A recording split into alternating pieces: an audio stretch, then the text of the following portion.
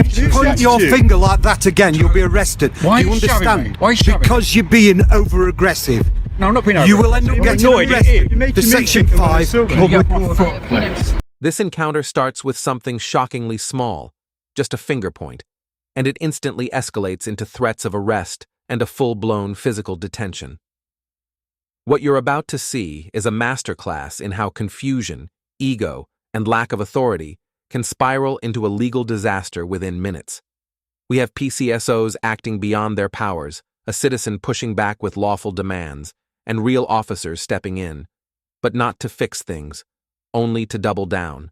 Stay with this footage, because there's a moment coming up where a single question, under what law, completely shatters their confidence, and later, a court verdict confirms just how wrong this was. Let's break it down. Police encounters you'll ever see. While walking through Derby City Centre, he calls out a group of PCSOs for standing around gossiping instead of working, and that's all it takes to set them off. A female PCSO starts shouting, and when Crime Bodge tells her to shut up, her male colleague completely loses control, trying to detain him with zero authority. Real cops arrive, back the mistake, and unlawfully detain him, but Crime Bodge hits back hard, takes them to court, and wins big. You can see your designation card. Show it to me, please. Right here. And Right, let's have a look at it. I did not swear at your colleague. Yes, you did. No, I Just tell me. didn't. No, I didn't. I said she was a stupid woman. Not to give your name. We're required to. No, it isn't. Let me see your designation card. Yeah. Yeah. No, that's not a designation card. Let me see what powers you have to detain. You don't have any powers to put What's your your hand on name? me. What's your Don't name? put your hands on me. What's your name? No, I'm asking you, do you have powers to detain? Don't put your hands on me. Don't put your hands on me and getting away with me. What's your name? I'm not telling you my name. Right. Don't put your hands on me. Because I just said to you, I didn't swear at your You're being colleague. aggressive in public. No, So just tell me. no, she came inside and interrupted And me. I'm more inclined to believe them over you, so what's your Oh, name? what did I say to you? How did I swear to you exactly? What did I say? As you didn't swear to me. Exactly. See, she just admitted I didn't swear. What, you're being aggressive then? You're being No, I aggressive was with not being colleagues? aggressive, mate. were. No, you're being aggressive because you're blocking Are me you from being aggressive moving. now? You've got no What's your name? powers to stop me. What's your name? You've got no powers to stop me. What's your name? Right, I've asked you enough times. Show me your designation I don't card. have Yes, you do. A designation card is the document that proves exactly which powers a PCSO has. Without it, they can't demand your details, restrict your movement, or pretend to have police authority. It's the one piece of ID that actually matters, and that's why his behaviour was so damning. Instead of calmly producing his designation card, he tried to bluff his way through the encounter, physically blocking Crime Bodge, claiming it was an offence not to give details, and waving around a meaningless ID badge as if it proved anything. The moment Crime Bodge challenged him properly, he crumbled. He refused to show the only document that Here it is, Section 50 of the Police Reform Act 2002. This is a real power, but it only applies when there is reasonable belief of harassment, alarm, or distress. The officer claims it applies here, but look closely. No bystanders reacted, no real threats were made, and even the female PCSO previously admitted he didn't swear. That admission alone destroys the legal foundation for any Section 50 demand. Yet instead of de-escalating, the constable attempts to justify force after the fact by calling confidence aggression. This moment raises a critical question. Do officers truly understand the limits of their authority, or are they using vague wording to control situations? What do you think? Was this lawful detention or an example of authority being stretched to breaking point? Comment below. could justify his actions because he knew it wouldn't. If you're not going to show me your designation card, how do I know if you've got powers under the Police Reform Act to stop me? Showed you. What's your name? No, you haven't. You're stopping me for nothing. Tell me, under what act are you stopping me right now and asking me for my details? Under what law, under what act are you stopping me? Antisocial behaviour Act. No, there's nothing I believe antisocial that your about. behaviour is Yeah. like to cause harassment on members of the public, and all these doing. No. These women. What's your name? No, these women were the ones who were talking to me when I didn't say anything to them. What's your name? Look, Mate, if you I've give asked me you. your name, I'll get a police officer to come Yeah, and you out, can show me your and designation they'll arrest you card. if you don't give them the name. No, I've asked you to show me your I've designation already given it, card. sir. No, that is not your designation card. Show me what powers you have under the Police Reform Act to stop me. You don't have any. Don't put your hands on me. Get a policeman to come and get me. Oh, no, would it, sir? Don't put your hands on my phone. What's your What are name? you twisting my hand for? I'm not. I'm detaining you at the minute to find out who you are. Am I resisting? You've walked off from these officers. Yeah, I want to they're know not who you are. officers, they're PCSOs. No, they are officers. Yeah, but he doesn't have the powers to detain me. But I do. You may very well, mate, but he didn't, and he stopped me So, unlawfully. listen to what I'm saying. Yeah, I'm listening. Under Section 50 of the Police Reform Act 2002, I want your name and address, please. When Crimebodge calmly walks away, something he is fully entitled to do because a PCSO cannot lawfully detain him, a police constable rushes in, grabs him, and tries to justify it by saying, "You were walking away from officers." Crimebodge hits back with the truth. They don't have the powers to detain, and the constable's reply says everything. But I do. He didn't correct Crimebodge. He didn't say, "They have the power too." He didn't defend the PCSO's actions for even a second. Instead, he silently confirmed the obvious. The PCSOs had no authority to stop Crimebodge, and the officer knew it. If the PCSO had been acting within his powers, the constable would have backed him instantly. The fact that he didn't speaks volumes. Right? Yeah. Are you going to give me your details? And if I give you my details, you can let me go? Potentially, yeah. Potentially, If you yeah. start complying with me. Right, if this any guy, reference- this guy had no powers to listen, stop me. listen. These two are just looking for trouble because they've got nothing better to do. Just we're police officers. Who are you? He's I'm a a police police officer officer. as Look at well. your ID card. You don't need to see my Yeah, I ID do. card. You've I'm seen with a mine. police officer anyway. Listen, you do not need show to see me my your ID. pos- Yeah, I do. I will talk to you in a Mate, get your hands off me. Calm yourself down. Why are you What is twisting your my name? wrist? What twisting is your your wrist. name? Why are you twisting my wrist? What is your name? PC 1912 Marshal from Uniform Task Force. All right. Right. Stop it in my face. What's You your just have name? to see it. You are totally overreacting. No, he's not. Yes, you are. You're totally overreacting. Right. Grabbing my Your phone tone out my of hand. voice- I've got this I think phone to you're protect fine. myself. Right, listen to me. Your tone of voice, your body language is aggressive, right? That's why we've got out of this car and detained you. The officer trying to justify a Section 50 demand by saying, "Your tone of voice and your body language are aggressive," is a complete misfire. Section 50 isn't a tool for policing emotions. It requires reasonable belief of actual harassment, alarm, or distress, not someone standing their ground after being hemmed in by two overzealous PCSOs. And in this case, even the female PCSO earlier on confirmed Crimebodge hadn't sworn, so the officer was inventing a narrative to fit the power he wanted to use. What really happened is simple. The PCSOs overstepped, Crimebodge challenged it, and the officer tried to retro-justify their mess by pretending confidence equals aggression. That's not lawful suspicion, that's bruised ego. You're not being cooperative, No, I'm not going to be cooperative with thugs like you. right? Why would I be? You're Why a am I a thug. thug then? You're a mindless thug. Oh, brilliant. Thank you very much, Come sir. jumped out your car. Thank you very Do you? Right. I wasn't resisting at that point. Right. All you had to do is show me a warrant card, not show me do you like an idiot. Right.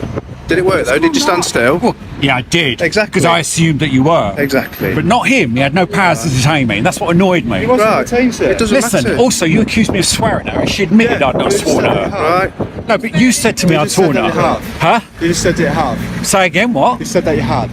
I don't understand what you're saying. Who, what? They said that you had. It's quite. Right, Speaking and English then to she you. admitted that I hadn't, and I got it on my phone Right, and you saying just that told I me had. that you had. No, I did not say I had. I said I had not sworn Lose at them. attitude. I don't need it. Don't tell me what to do, mate. Lose You, attitude. no, you are the one who If needs you to point lose your attitude. finger like that again, you'll be arrested. Why are Do you you shoving understand? me? Why are you shoving Because you're being over aggressive. No, I'm not being You will end up You're getting annoyed, arrested it for Section 5 public order. That threat of arrest for pointing a finger is one of the most ridiculous, legally empty warnings you'll ever hear from an officer.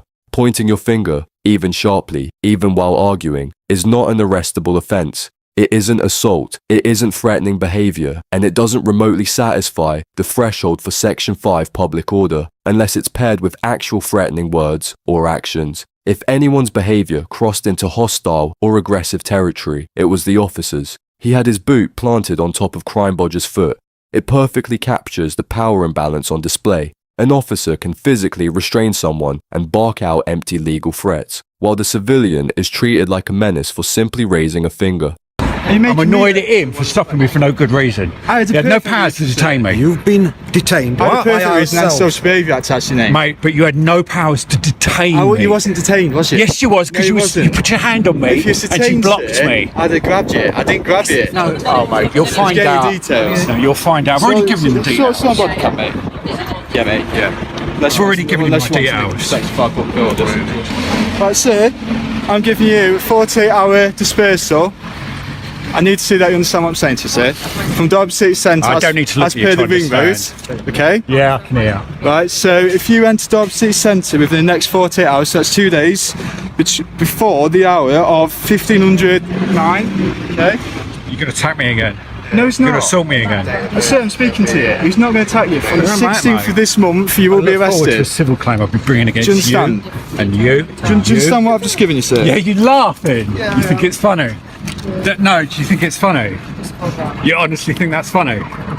A 48-hour dispersal order for this situation is absolutely wild. A dispersal is a power under the Anti-Social Behaviour, Crime and Policing Act 2014 that allows police to order someone to leave an area only when their presence is likely to cause harassment, alarm, or distress to the public or contribute to crime or disorder.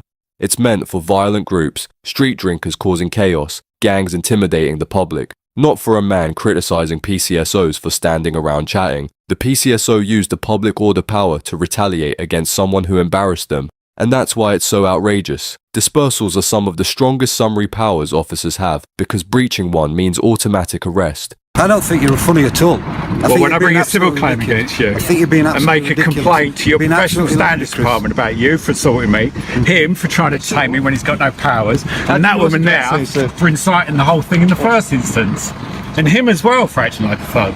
Brilliant. A whole collection of mindless thugs.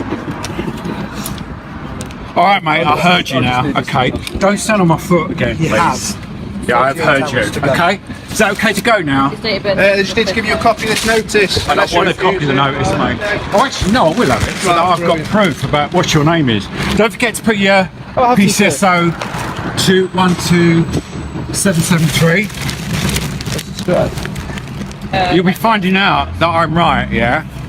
When you get sued for detaining me for having no powers to have done so. Yeah, of course you won't. You know I was detained. Huh? It's all on body worn footage, so that's fine. Is yours recording? No, mine isn't. Is yours recording? It was. I've turned it off now. Why is it not recording right now? So I don't want it on there.